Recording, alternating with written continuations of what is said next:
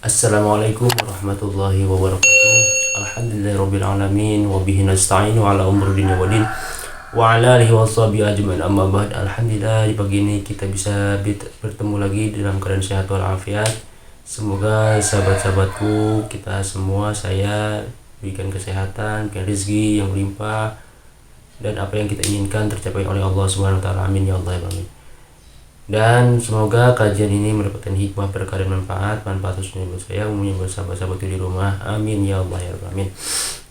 Di pagi ini saya insya Allah akan mengkaji masalah tentang orang yang tuli dan buta, apakah wajib sholat atau tidak. A'udzubillahi minasyaitonirrajim. Bismillahirrahmanirrahim. Qala musannif rahimahullahu ta'ala anhu nafa'ana fid dharain wa ulumi. Amin ya Allah.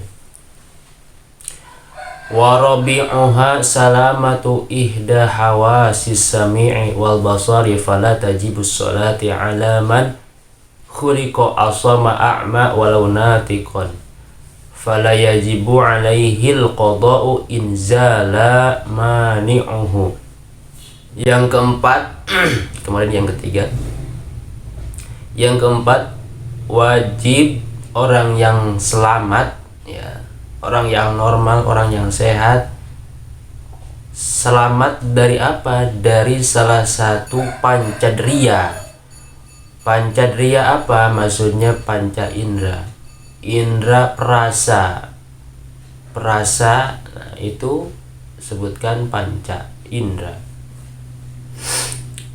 Pancadria. Nah, di sini terangkan pancadria itu yaitu as-sami'i wal basari, pendengaran dan penglihatan. Jadi wajib orang yang bisa melihat dan mendengar wajib sholat ketika sudah baligh, ya. Dan dianjurkan ketika sudah tamyiz, belajar, dan sebagai orang tuanya wajib memerintah ketika orang yang anak sudah tamyiz, karena anak yang sudah tamyiz itu ketika wudhu atau sholatnya itu diterima atau sah.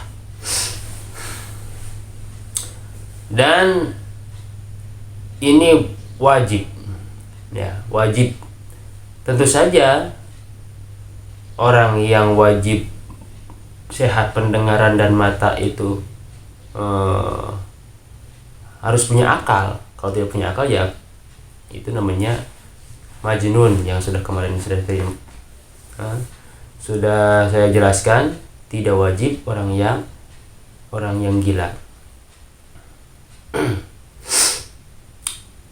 Di sini terang fala tajibus sholatu, tidak wajib sholat bagi orang yang dibuat oleh Allah, ya,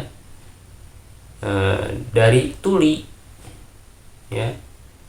Orang tersebut ditulikan oleh Allah dan dibutakan, ya. Maka tidak wajib sholat.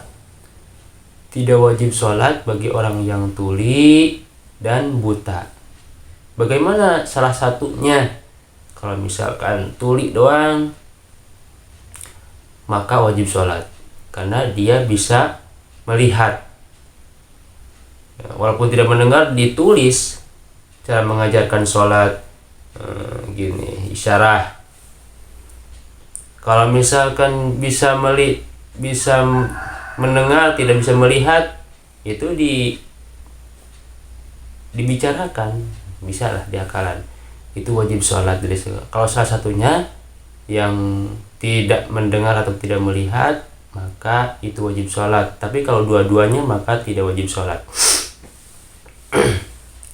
Dan bagaimana misalkan orang tersebut tuli dari tamyiz, setelah balik masih tuli, nah terus tuli dan tidak bisa melihat, ya, intinya, maka dia tidak wajib sholat. Tapi dia kalau misalkan tulinya, misalkan sesudah balik, misal baliknya udah ada 1 tahun, 2 tahun, 3 tahun, bisa belajar, ya, untuk melaksanakan sholat, maka setelah 1 tahun 2 tahun dia tiba-tiba buta dan tuli, alhamdulillah, maka dia wajib sholat karena dia sudah bisa belajar dari sebelumnya. Nah, wajib sholat ya bagi orang yang sudah belajar sebelum tuli dan buta.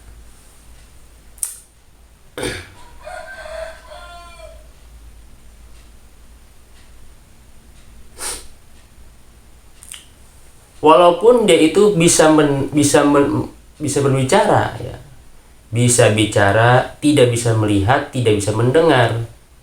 Walaupun dia bisa bicara, tetap tidak wajib sholat jika dia tulinya di waktu kecil dan sampai balik sampai seterusnya.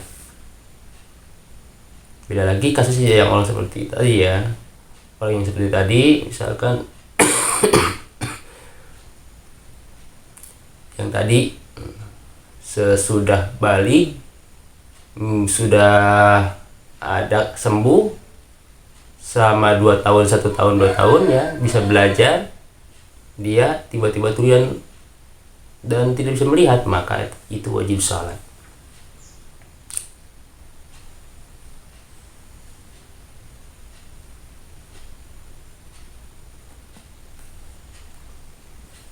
Fala yajibu alaihi qada'u inzala mani'uhu, dan tidak wajib bagi orang yang mendengar, orang yang tidak mendengar dan tidak bisa melihat, tidak wajib qada ya, jika dia misalkan tulinya itu sudah balik ya, dari kecil sampai balik umur 20 tahun lah misalkan 20 tahun, dan dia misalkan baliknya 5 tahun, 15 tahun, baliknya 15 tahun, maka dia itu 5 tahun tidak mengerjakan sholat dan karena dia itu tuli dan tidak bisa mendengar. Kemudian dia itu sembuh total di tahun 20 itu, maka dia itu tidak wajib sholat, tidak wajib mengqadha, tidak wajib mengganti apa yang dia ditinggalkan selama 5 tahun tadi ya. Fala yajibu alaihi qada'u inzala mani'uhu ya, jika dia sudah hilang penyakitnya itu, maka tidak wajib qadha. Semoga kajian ini bisa bermanfaat, mendapatkan hikmah, berkah dan manfaat khusus buat saya, buat sahabat. Assalamualaikum warahmatullahi wabarakatuh.